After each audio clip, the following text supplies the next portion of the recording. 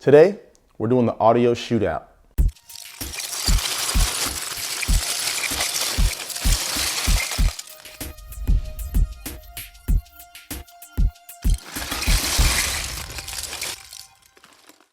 Hey guys, Walter with the Black Film Guild, and today we have an audio shootout. We're gonna be taking 4 of the different types of audio methods that I use personally, and we're gonna see how they fare together or how they do against one another. So the 4 different types of mics we're gonna be using is the Sennheiser wireless. We're gonna be using the Rode Filmmaker lavalier microphone. We're gonna be using the H4n, Zoom H4n, which is kind of like a handheld microphone, which has 2 XLR ports. We're also going to be using the stereo Rode Video Mic Pro, and that's the one that actually goes on top of the camera. So we're going to use those 4 different type of microphones, and we're going to see how they fare against each other. What I'm going to do is I'm just going to have like a quick video of me setting things up in the house, and from there I'm going to be talking with the different microphones. That way you can kind of tell the different quality of the microphones. And then I might also do a little something at the end as well, just to give a little bit more information about the microphones. Okay, and also the microphones that I'm using are all gonna be plugged into the C300 Mark II. So just keep that in mind. All right, let's get started. And then I wanna come up to the Rode mic and see how that sounds.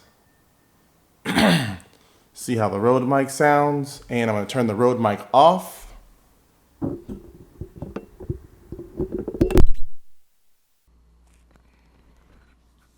Here I am using the Rode Link microphone, and I am speaking at normal volume, just seeing what it sounds like when I take it into post. And I have it linked to my face right now, or on my collar. So here I am recording with the Zoom H4n Pro, and I am hitting about -6 dB consistently. It's sitting right next to the C300 Mark II.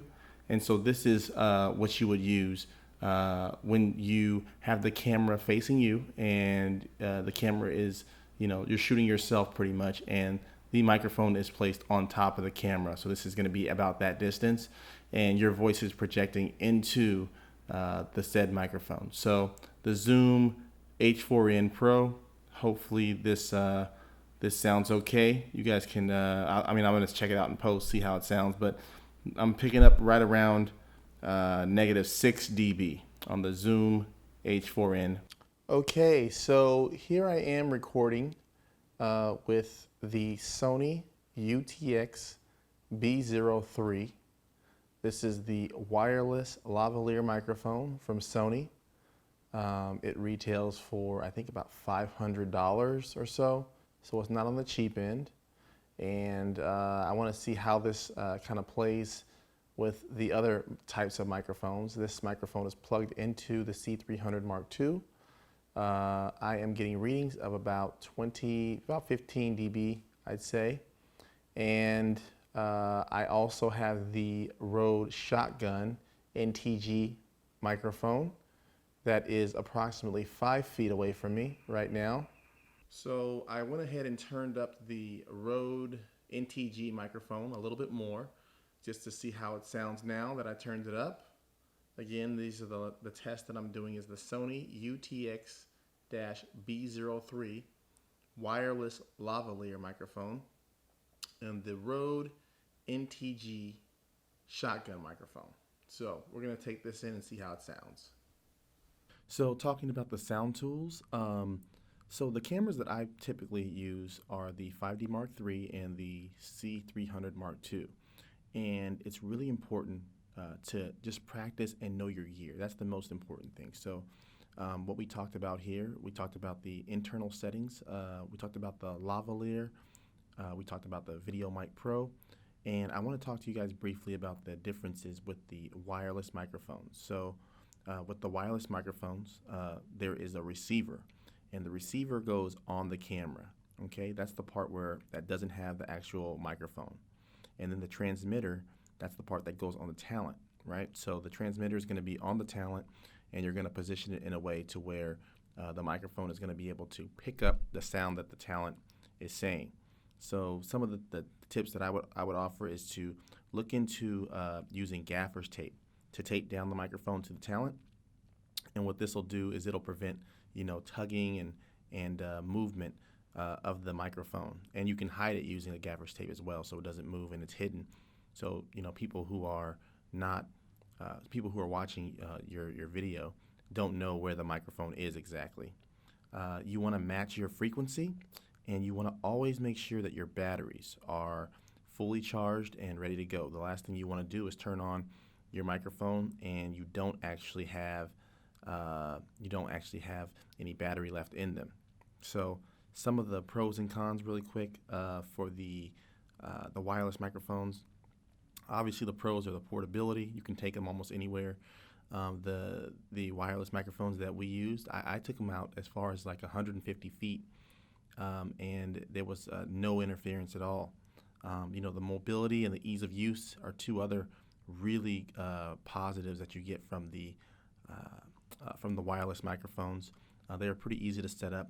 Plug it in the XLR and just monitor. If you have any experience with just monitoring your audio, it shouldn't be a problem. Just looking at your levels, using your headphones, and making sure that everything is in order. As far as the shotgun microphone and the Stereo Pro, the Rode Stereo Pro, the benefits of those are that they're very easy to set up, and also they're very easy to set up on top of the camera and pick up a unidirectional signal that's coming out of your talent. As with every microphone, the closer you are, the better the signal. But with this one, it's very easy to, let's say, for example, with a wireless, you're going to have it tied up to one person or two people.